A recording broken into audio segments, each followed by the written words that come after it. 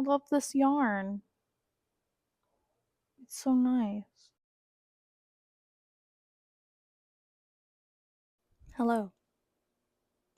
This feels ridiculous. But, hi, I'm Amy, and this is episode 1 of Crinkle Crow Knits. Hopefully the first of many. We'll see how that goes. I'm gonna double chin this whole time, I just know it. I want to start out with a little bit of background on myself. I learned to knit as a child, but I have not been knitting my whole life.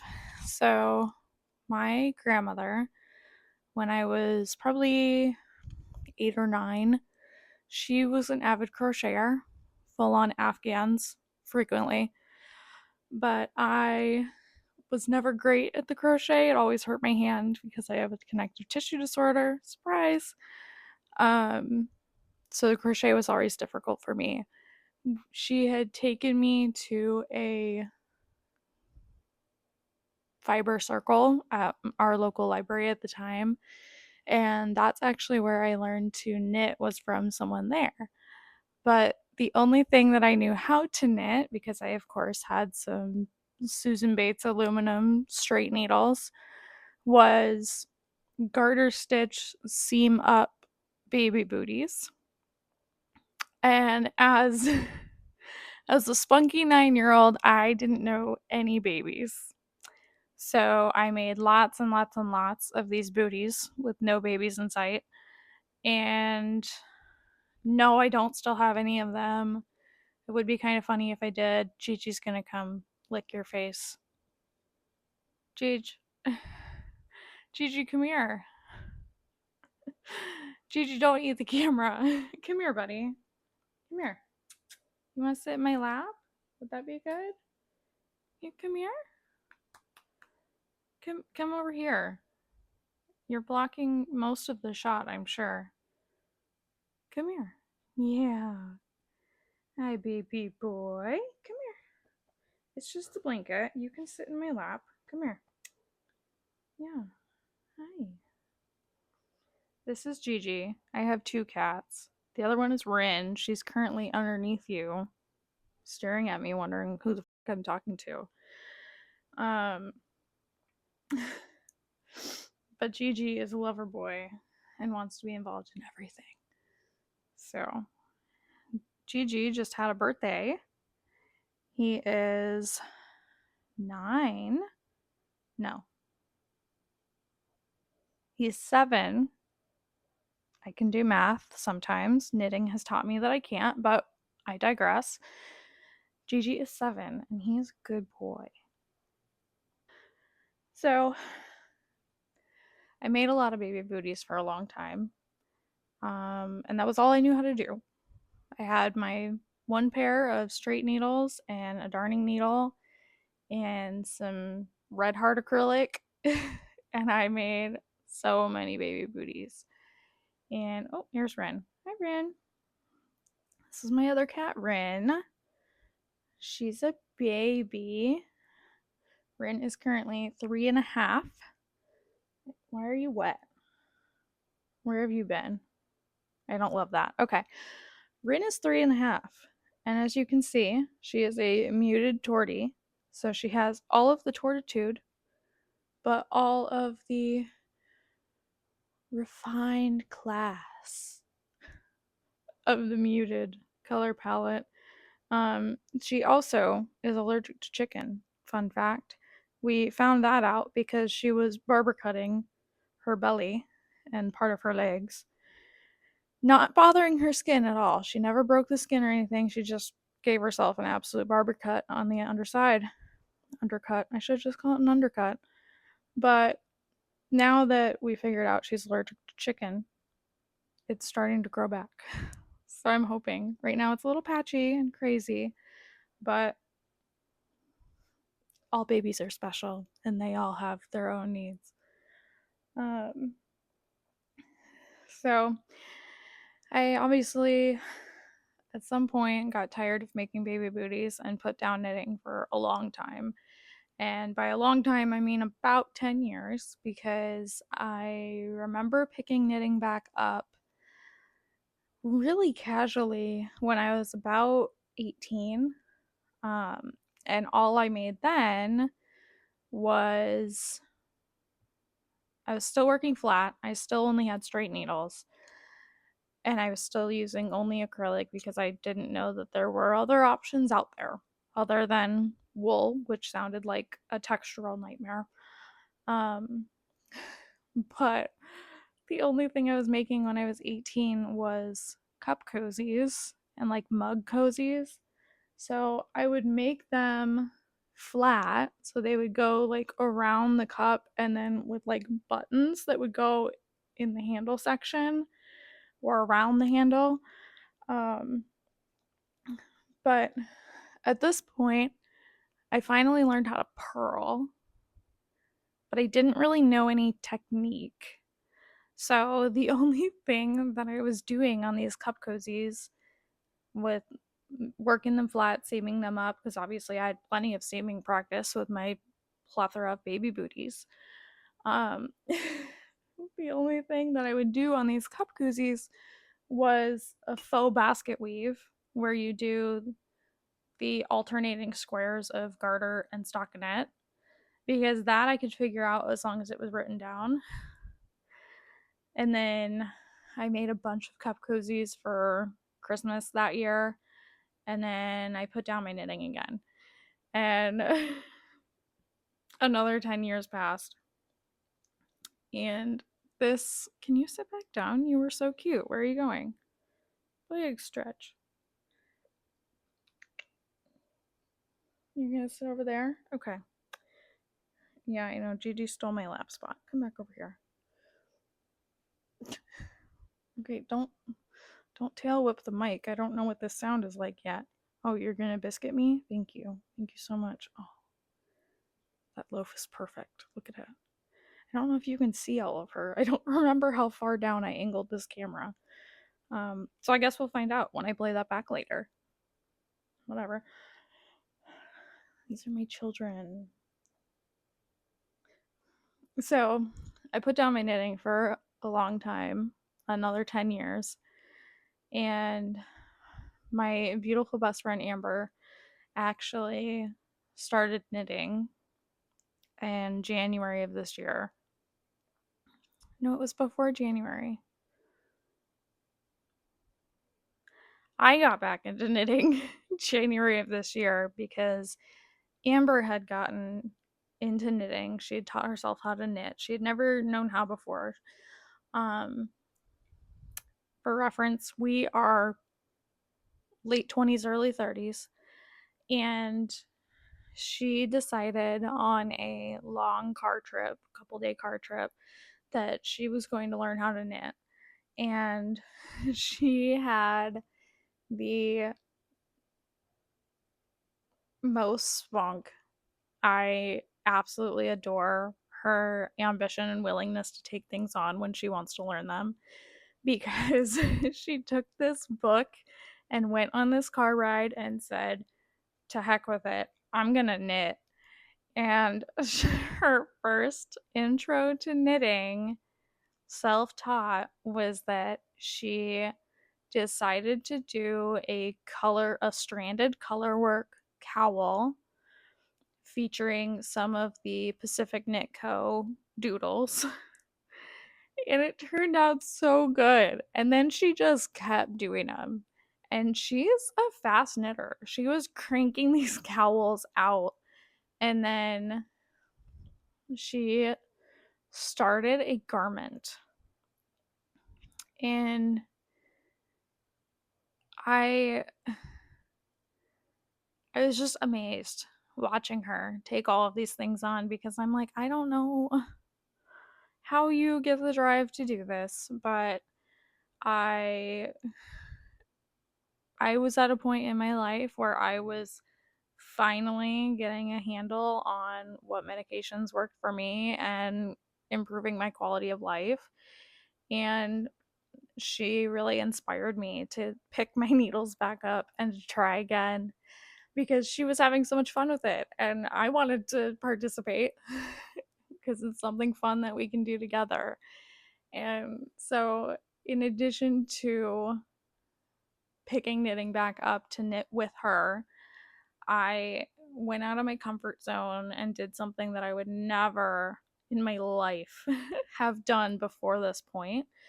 And I packed up a project, took what little bit of new knowledge I had, and went to a social fibering group at my local yarn shop. So I left the house by myself to a place I had never been before with absolutely no knowledge of or familiarity with the people there.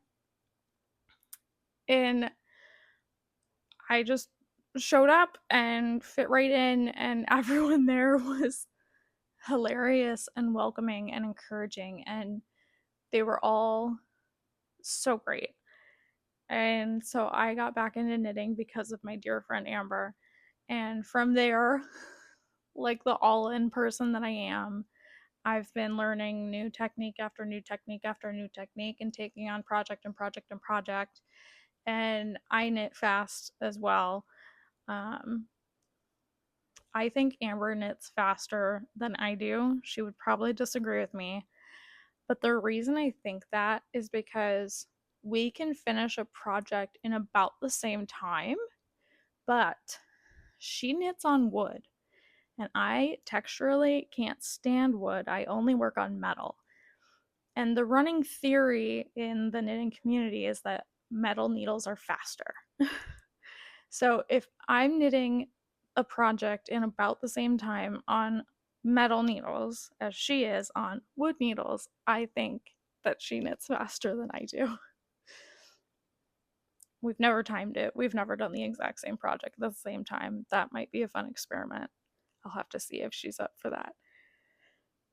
So that's my re-entry into knitting, and I will show you the first cowl that I did getting back into knitting, because I also was following the doodles like she did.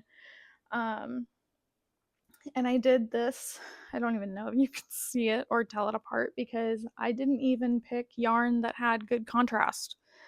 I love these yarns, they're beautiful. This is Malabrigo Rios in the color black and in the color pines.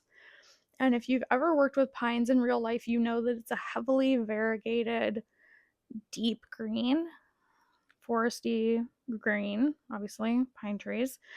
But I didn't think about that when I was choosing the motifs for this project.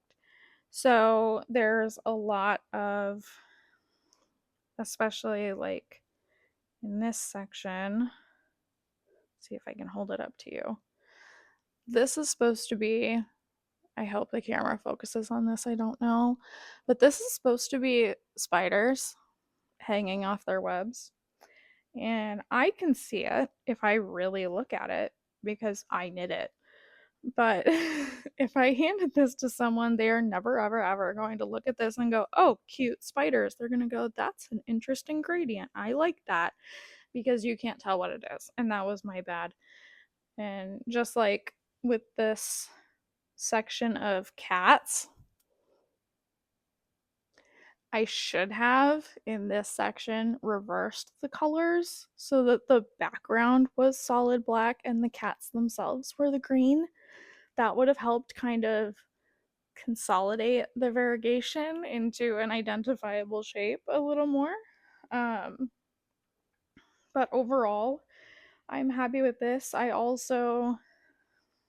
This was my first time sort of learning the structure of knitting and the shape of a knit stitch and things like that. So I had seen a cross stitch pattern for a cat skull that I thought was adorable and beautiful. And so I had to modify it so that it wouldn't be weirdly scrunched when I wanted to knit it into this cowl. And I still didn't do a super great job because it's still a little scrunched, it's still a little too short, and when I was knitting this is actually the project that I brought to my first knitting group all by myself. um, when I was knitting this and had my little grid paper chart in front of me, regular grid paper, not knitting graph like I now use, um, they all thought that I was knitting an alien, which would be on theme for me, I suppose. That still fits. But alas, it's a cat skull. And so I know I could do this better if I did it again, but I'm not going to because I love this cowl and I love how weird it turned out. Just like instead of Kitchener grafting the ends together, because um this is worked in the round into a really long tube, and then in theory you would use Kitchener to seam the two short ends together. Um are you guys having a battle over my lap right now? So you would use Kitchener to seam these ends together, but I didn't know Kitchener at the time. And so what I decided to do instead was just to pick up the live stitches of both ends and knit them together as if they were one panel.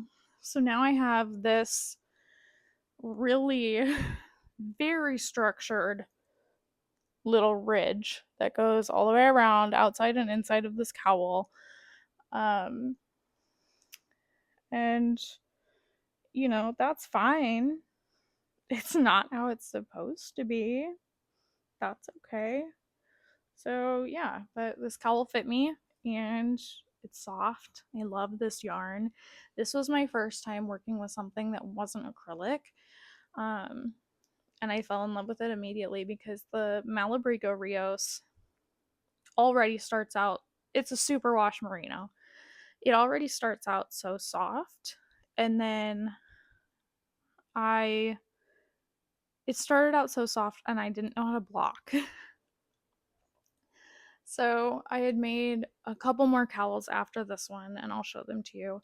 But I had made a few of them and then finally worked up the audacity to ask Amber if she would please, for the love of God, show me how to block my knits because she had obviously done several at this point and I didn't own any wool wash yet. So she helped me block them and they came out so much softer than when they even started, which was insane to me because this yarn started out so luscious. And so I'm really happy with it. But this was my first one, my first re-entry into knitting and learning stranded color work, and I had a lot of fun with it. And then in typical Amy fashion, um I decided this is fun. I'll design one from scratch. So I did that. And let's see if I can. Ren, will you hold this?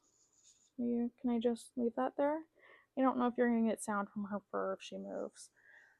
Apologies. But so I designed this cowl. This is the gallery. It is unique on both sides. Oh, goodbye. It's unique on both sides. All of the motifs are drawn and designed by me. There's all sorts of little vampires and ghosts and bats, and I am particularly fond of this spider. Um, but it loops all the way around. I designed it so it would be a continuous kind of gallery wall frame.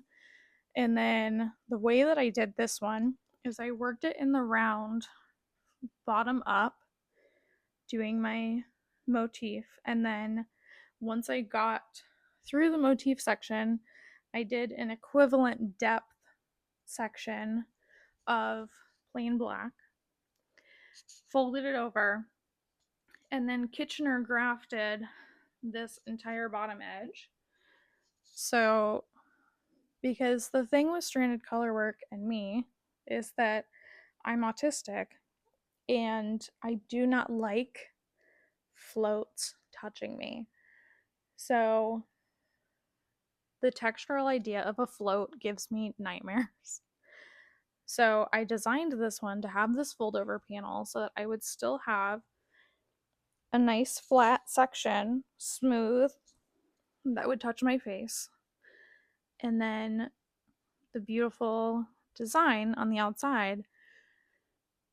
And I'm really happy with how this worked out. It's a lot of Kitchener. You know, this is 160 stitches around in worsted weight yarn, so it was a lot of Kitchener, but I'm really happy with how it turned out. So then I decided, well, 2-color was fun. Let's try 3-color. And I designed another cowl, and that is this one. This is the baddie cowl. And this one's a little funny because I've had it stored for a little bit now. It's currently July and I made this in January. But this is the baddie cowl. It is a reversible motif as far as I don't know which way is up anymore.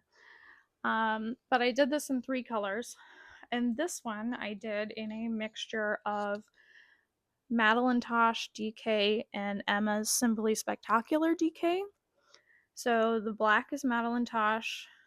I'm so happy that they made a true black. That has been the bane of my existence, finding a good true black yarn. And then the gray and this green are Emma's Simply Spectacular DK in the colors. Oh gosh. In the colors After Dark and Just Add Lime, I think. Just Add Salt. Just Add Salt. It's a lime green, margarita-esque. Just Add Salt is the name.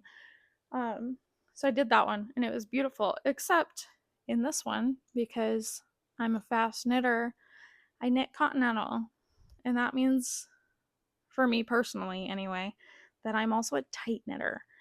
And when I did this cowl, especially, I did not account when I was doing the fold over solid black back section that when you make a tube and both sides are the same size, that when you put one inside the other, it's going to bunch a little bit.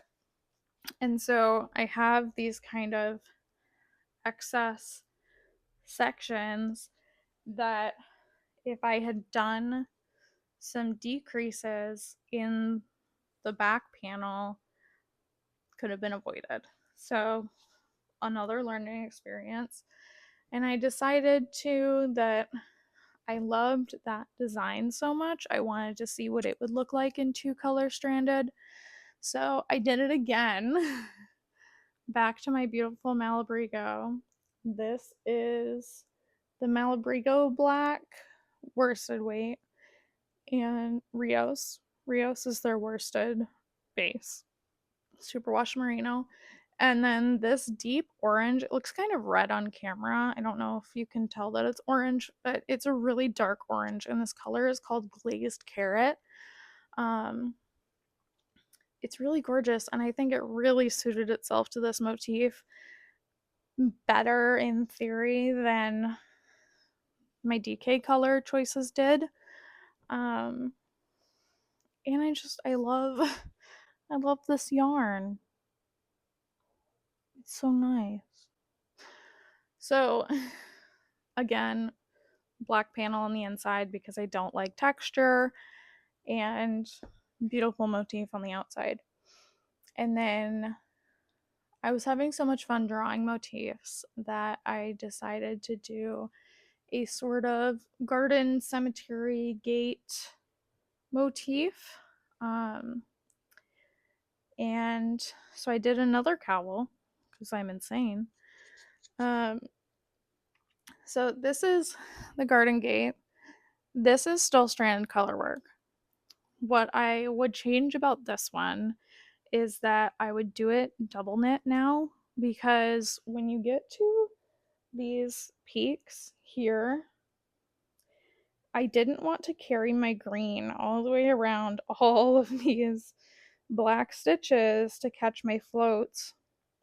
And so I switched from, and you can see exactly where I switched techniques from stranded to intarsia because my tension is very different in this row where the stranded ended and the intarsia started. So what I would do if I did this one again, which I do plan on doing, but I don't know when I'll get to it, is I would do this one double knit so that way the tension would be even all the way up, but also then it would make a cool, instead of having the solid black panel like I've done for all of these so far, it would be reversible. So if I did this again in the same colors double knit, what would happen would be that A, the tension would be more even, and B, that the inside would actually be green with a black gate, and the outside would be this black with a green gate, and I think that that would be gorgeous. So I would love to do that one again. I don't know when I'll get to it. I do have more of that yarn. This is, the black is Malabrigo Arroyo, which is their sport weight base. It is a superwash. And then this bright, beautiful green is a La Jolla color. Is that how you say it? I hope so. By Baah yarns. It's La Jolla. It's one of the really popular choices in my local yarn store. They have a whole wall of it. It's really gorgeous to look at and it's gorgeous to work with. It is technically, it's marketed as their fingering weight, but I feel that it leans more sport. And when I pair it with something like the Malabrigo Arroyo, they're perfect together. So I would probably use this same exact yarns again. I would double knit them, which would take me a little bit longer than this one did doing stranded. Stranded is always faster for me, but I think that would turn out really lovely. So I would love to do it again. And then the last cowl that I have designed so far this year, as we get into colder months, I'll probably design some more because I'm ridiculous, but is the cathedral cowl. This one is, as you can see, much taller, beautiful, luscious. I don't know why I just displayed it to you that way. You're welcome. But this one is the cathedral cowl with these beautiful cathedral-esque window motifs that I designed. This one is done with a Berrocco. What is this one called? I think it's Berrocco Vintage. It's an acrylic blend, this black. And then the white in this one, as you can see, the fuzziness is out of control. And that is because this cream color is Ultra Alpaca, also by Berrocco, which alpaca's fuzzy. And I love that from a squish standpoint. This is my squishiest cowl yet. However, I don't want any of these fuzzies to touch my face, which is so funny because I have two cats and I'm constantly getting bombarded with cat hair. But to willingly subject myself to a texture isn't going to happen. So, once again, I've done a solid interior. Wow, surprise. I'm happy with how this one turned out. It photographed beautifully. I'm very happy with it. It's very, very flowy, very nice and bunchy, but it's also the other thing that I love about this fold over and Kitchener technique that I've been doing with all of these so far is that it creates such a nice, thick, still squishy, but thicker fabric. So when the depressing Michigan winters come for me, I can shield my poor face from the wind hurting my face because I live in a place where the wind hurts my face and that is unfortunate. However, everything else about Michigan I love. I love, love, love. And so for that, I will brave the winters. But I will be knitting cowls until the end of my time. So that was my reintroduction to knitting. I hope you guys enjoyed this. I don't know how long we're at this point. I haven't been looking at the clock. There's not a clock in this room. I'm wearing a watch, but it will only show me myself right now because I'm filming. So I don't know how long this has been. If you're still here, thank you so much. You're a real one. Until next time, stay spooky. Goodbye.